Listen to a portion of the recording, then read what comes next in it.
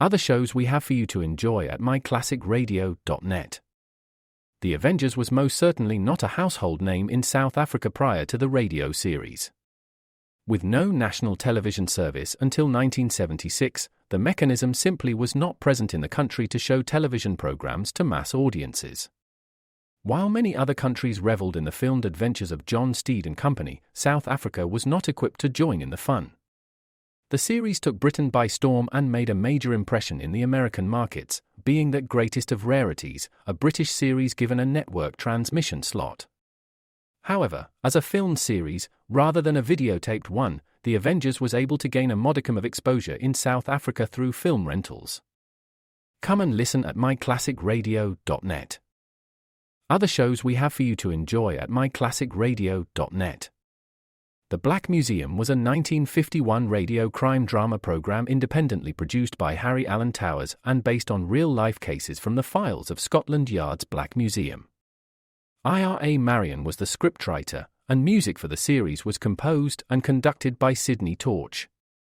Although often mistakenly cited as being produced for the BBC, the series was produced and syndicated commercially by Towers throughout the English-speaking world.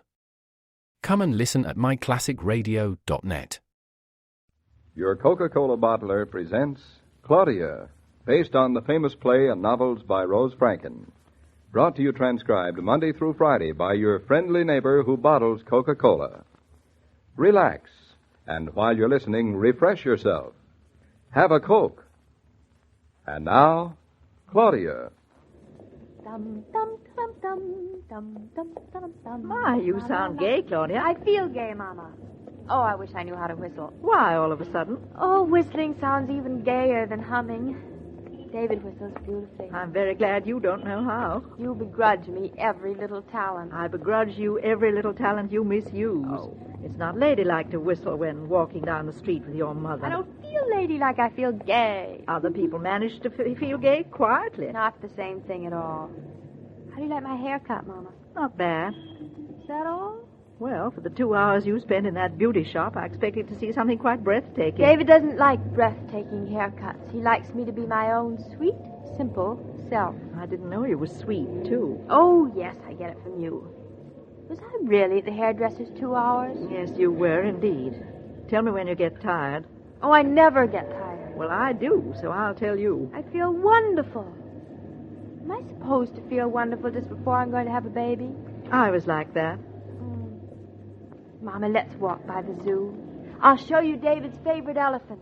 Tilly? Yes. David has been in love with Tilly since he was 7 years old.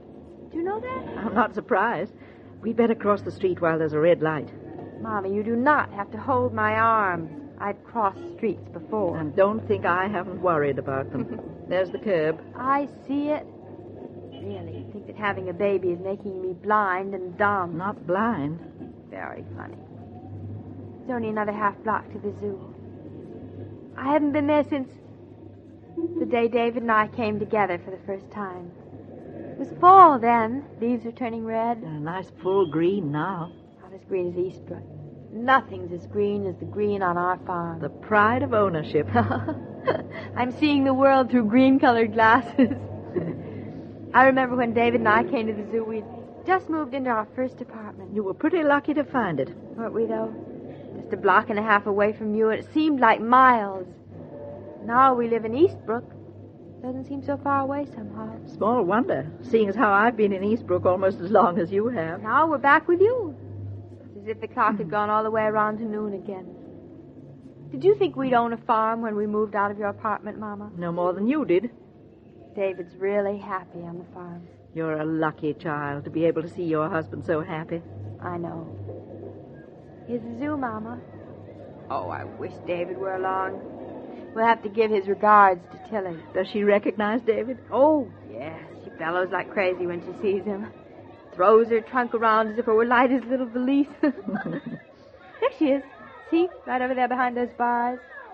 Children love Tilly. I can see why. She's a sweet little elephant. Hello, Tilly, Tilly, Tilly. See? She knows me. I think she thinks you're something to eat. Tilly, David sends you his regards. Look how happy she looks when I mention David's name. It seems to be a universal reaction. I think it's true about elephants. What is? But they never forget. Tilly, have you got a message for David? Don't tell me. I know. She's sending him her regards. Oh, you're smart, too. Now, come along. I haven't got all day to spend conversing with a silly elephant. Poor little silly Tilly. Well, Mama's dragging me off. Goodbye. I hope none of those children heard you. I'd be embarrassed. Not at all. Children understand about elephants. Children and wise men. Now, do you want to take a taxi? I do not. I want to walk down to the pond. Oh, it's just a few yards further along, Mama. And what is at the pond? Children sailing boats, nurses pushing baby carriages. There used to be something else at the pond. Go on. What reincarnation are we living through now? At the pond that David and I bought the hurdy-gurdy. One is enough. There's no reason why we should buy another just for the sake of memories. Couldn't possibly buy another even if we wanted to. Poor old Dominic. It was so sad that day. Snow was snowing and the wind was Winding? There was Dominic playing his hand organ for the last time. He hated to sell it to us, but he needed the money to go back to Italy since his monkey died. But it's nice our having the hand organ, isn't it? Oh, marvelous. I don't know what we'd have done without it. I'll sing the baby to sleep with it. That's what I'll do. Somebody seems to have taken Dominic's place. It's funny. I'm sure Dominic never had a son. Hurdy-gurdies are nice. You rarely hear them around New York anymore. It's a shame. Children were skating on the pond the day David and I were here together. It's June now. There's no ice on the pond. Mama, I can't believe it. Look who it is. No one I've ever seen before. Mama, do you know who it is? It's Dominic. I thought he was in Italy. Well, he should be. He said he really wanted to be. It's the reason we bought his hand organ. And look, he's got another monkey with him. Maybe Josephine had a son. Dominic!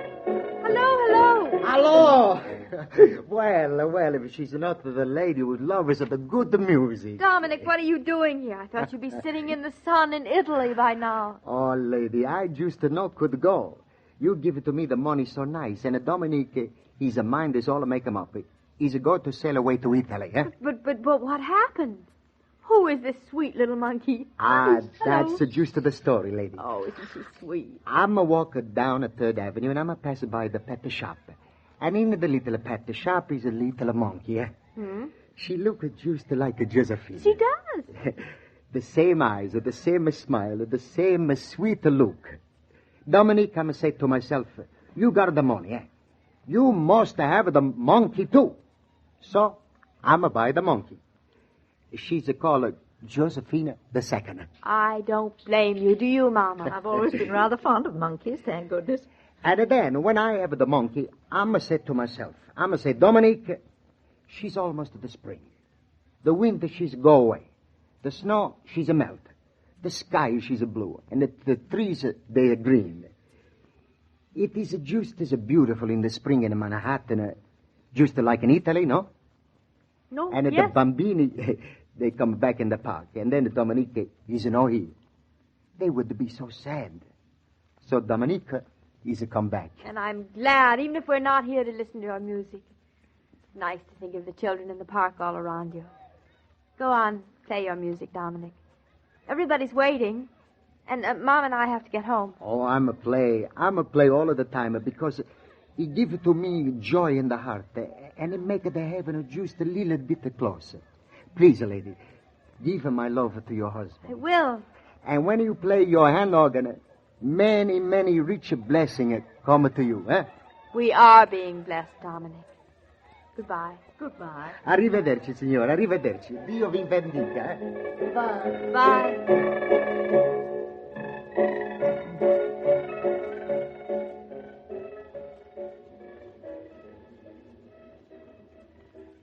I'm glad he didn't go to Italy. I think we need a few more Dominics around. Now, will you take a taxi? A second, Mama. There's another place I'd like to see. Your father was a sentimental man, too. He was? Men don't like to admit it, do they, Mama? It's nothing to be ashamed of. You're not. So why should I be? I'm not sentimental. I'm anything but. Oh, of course. Mama, Did anyone ever tell you that behind that crusty exterior of yours beats a sentimental heart? Nobody ever told me, and nobody ever will. All right, Mama, I won't tell you. Never again. Claudia, where are you dragging me now? We're out at the park. We're standing on Fifth Avenue. There are any number of taxis we could take. What's that across the street? A nice, shiny, new yellow and green cab. What's that behind it? Were you and David here, too? One night when David was feeling blue, we weren't married very long. I think we were still living with you. I remember the night. We took a walk. We came down Fifth Avenue, walked up all these steps, stood for a moment in this cathedral. The arch is vaulted high. It's dark. Do you mind, Mama? I'd like to go in.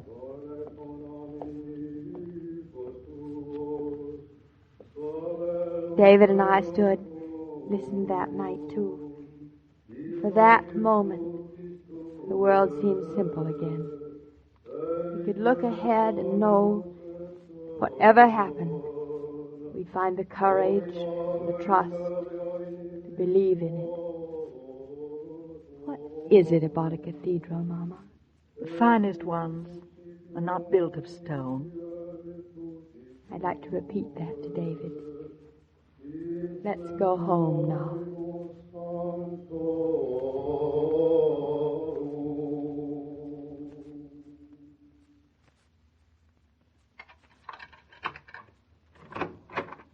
Here we are, Mama.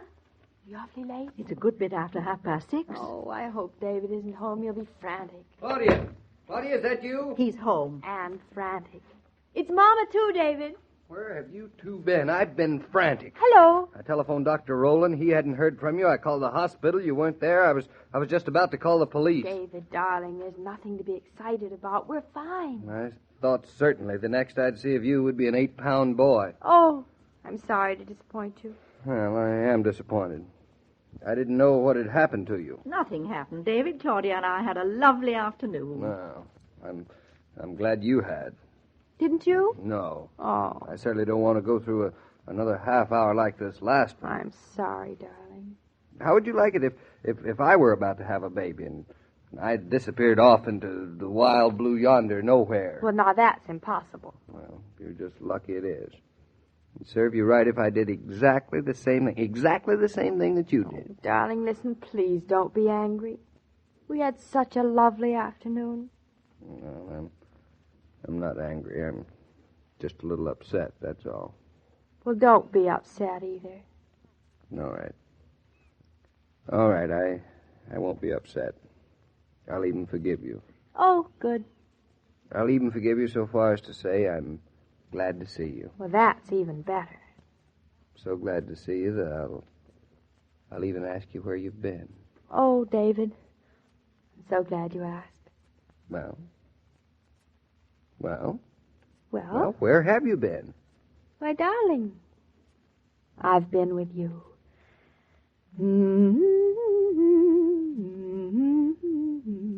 La la la la la la la la la la la. Many jobs are more exhausting in summertime because they generate so much heat. That's why Coke coolers are particularly popular these warm days. What's true in factories and shops is just as true in your home. Take ironing, for instance. It might not seem particularly warm in midwinter, but in midsummer, that's a different story. Remember next time you'd like a delicious cooling-off period that you have a Coca-Cola cooler right in your own kitchen, your refrigerator. Keep it well stocked with Coke, and you can stop when the spirit moves you to enjoy the pause that refreshes. Are you a zoo fan, Mr. King? Indeed I am, Mrs. Brown. Got a special little giraffe all my own. I enjoyed meeting David's elephant this afternoon, and Dominic and the rest of Claudia and David's past.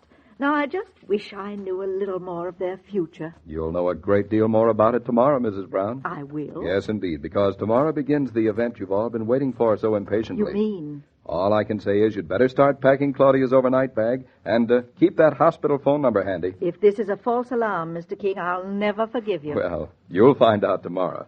Till then, so long, Mrs. Brown. As I was about to say, every day, Monday through Friday, Claudia comes to you transcribed with the best wishes of your friendly neighbor who bottles Coca-Cola. So listen again tomorrow at the same time. And now this is Joe King saying, Au revoir. And remember, whoever you are, whatever you do, wherever you may be, when you think of refreshment, think of Coca-Cola. For Coca-Cola makes any pause the pause that refreshes. And ice-cold Coca-Cola is everywhere. This broadcast of Claudia was supervised and directed by William Brown Maloney. And now, here's a word from your friendly neighbor who bottles Coca-Cola.